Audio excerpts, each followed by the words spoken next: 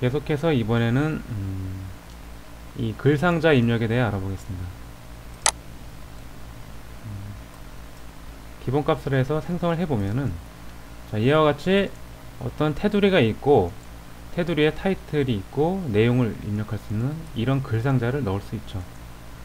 자, 타이틀 자체는 수정을 하려면은 해당 내용을 더블 클릭하면은 수정할 수 있는 모드로 들어간다. 그때 이곳에 원하는 타이틀을 쓸 수가 있죠. 물론 이 부분도 굵게 하거나 원하는 글씨로 하거나 심지어 이미지까지 이 부분에 삽입을 할 수가 있습니다. 자, 내용 입력을 하려면은 마찬가지로 내용 부분에 더블 클릭을 해서 직접 내용을 입력해서 이러한 글상자 효과를 줄 수가 있습니다.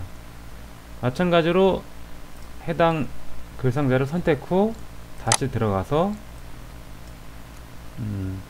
테두리의 색상, 실선 또는 점선 등으로 바꾸거나 두께, 색상 또는 여백 등을 자세하게 지정을 할 수가 있습니다. 이곳에 플로트라는 옵션이 추가로 있는데요. 이것은 한번, 자, 저 예를 들려면은 먼저 내용이 있어야 되기 때문에, 자, 추가로 한번 이곳에다가 내용을 많이 넣어보죠.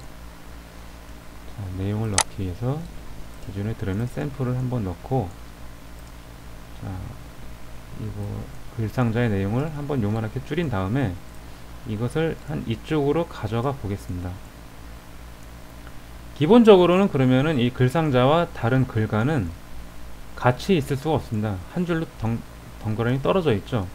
그런데 이것의 속성에서 이 플로트를 오른쪽으로 지정을 하면은 뭐 왼쪽도 마찬가지입니다. 그리고 설정 변경을 해보면은 이처럼 이전 설명에서 이미지와 글자가 같이 어우러지듯이 같이 어우러지는 효과를 줄 수가 있죠. 자, 이때는 이것을 뭐 오른쪽보다는 왼쪽으로 넣는 게 좀 더 효과적으로 보이겠네요. 자, 왼쪽으로 해서 변경을 해보면은 이런 식으로 글 박스도 다른 글자와 어울려서 어떤 신문 스타일의 효과를 줄 수가 있습니다. 특수 기호는 뭐 일반적으로 쉽게 이해를 하실 거고요. 한글 및 기타 여러가지 특수 기호를 입력을 할 수가 있습니다. 자, 그 다음이 좀 전에 사용했던 이 서식 삽입입니다. 서식 삽입이라는 것은 미리 만들어 놓은 이러한 어떤 레이아웃을 바로 사용하는 거죠. 예를 들어 어떤 하나의 내용을 이렇게 좌우로 분할해서 넣고자 할 때 이것을 선택하고서 단순하게 사실은 그냥 이 테이블을 이용해서 한 줄에 있고 두 칼럼 밖에 없는 테이블을 만들어 놓은 것 뿐입니다. 그러면 이 안에다가 내용을 적절히 넣으면은 두 단짜리 페이지로 내용을 보여줄 수가 있는 거죠.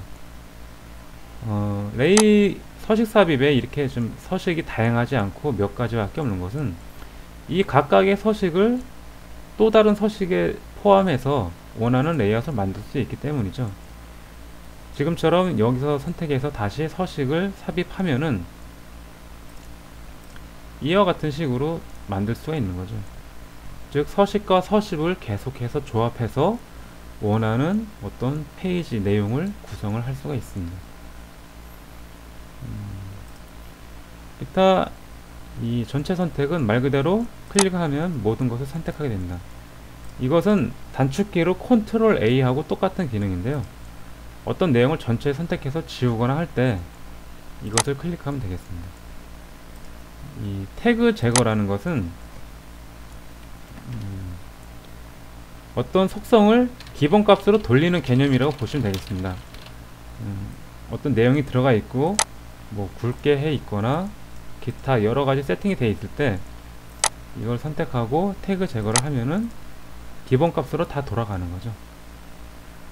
그 다음에 HTML 버튼은 이처럼 기존 내용을 HTML 코드로 보여주거나 또는 반대로 내용으로 보여주거나 할 때 이 버튼을 클릭하면 됩니다.